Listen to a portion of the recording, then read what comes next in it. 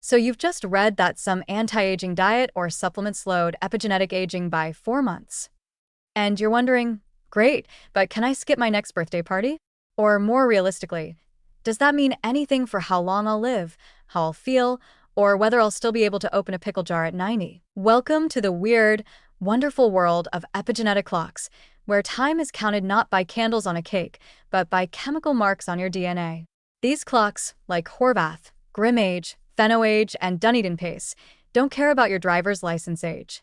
They track how old your body thinks you are, based on things like DNA methylation, which shifts depending on your lifestyle, environment, stress levels, and whether you've been living off of cheeseburgers or kale smoothies. So, when a study says a treatment slowed epigenetic aging by 4 months, it means that your biological age ticked forward more slowly than it normally would have, by a third of a year, usually over a 6 to 12-month span. And yes, that's actually a big deal, even if it doesn't sound like it'll have you doing cartwheels tomorrow. Let's unpack what that 4-month slowdown actually means, because it's more than just molecular trivia. Think of your epigenetic age like a high-tech speedometer for aging. If the clock slows down, your cells are literally staying younger for longer, which could delay everything from wrinkles to heart disease to the infamous "I forgot why I walked into this room" moments. Let's get real life about it. Studies show that people with a biological age younger than their chronological age tend to have fewer chronic diseases, better cognitive function, stronger muscles, and lower risk of mortality. Even small changes matter. Being 1 year younger biologically has been linked to a 9 to 14% lower risk of dying from all causes.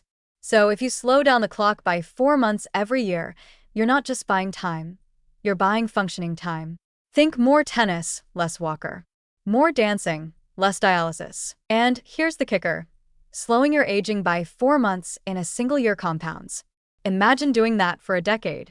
Instead of being biologically 70 at age 70, you're biologically 66. That could be the difference between playing with your grandkids or having them help you into the car, between bouncing back from the flu in a week or spiraling into pneumonia and a long hospital stay. It's not just about lifespan, it's about health span. Those are very different beasts. Of course, let's not get carried away.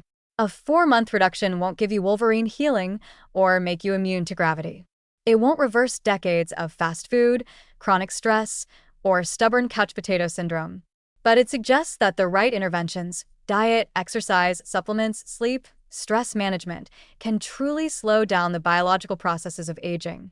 And we're not talking science fiction anymore. We're talking published studies, real trials, and real people shaving years off their molecular mileage. The biggest challenge? Making sense of it all. Because while we now have these shiny clocks, we're still learning how to translate their ticks into medical action. Does a 4-month gain in clock age really mean you'll live 4 months longer? Not exactly. But if your rate of aging consistently slows year after year, the odds of avoiding frailty, chronic disease, cognitive decline, and hospitalization go up. And that's the kind of aging that matters, less just existing, more still living. So the next time you hear a study say, participants reduced their epigenetic age by 4 months, don't shrug it off like it's a rounding error. It could mean smoother skin, sharper thinking, stronger legs, and more independence in old age.